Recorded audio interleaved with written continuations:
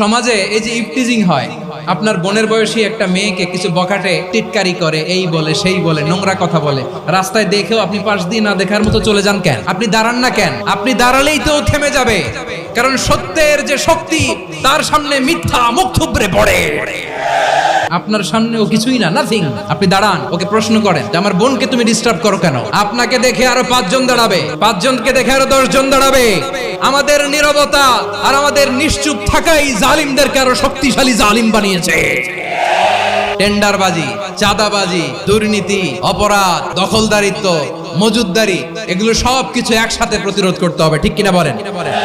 এই যে নতুন বাংলাদেশের এক সুযোগ এসেছে, আর জীবনে হয়তো আসবে। আসুন দেশটাকে আমরা সাজাই, আসুন আমরা এক দল আরেক দলকে নিশ্চিহ্ন করার যে রাজনীতি, এটা বন্ধ করি।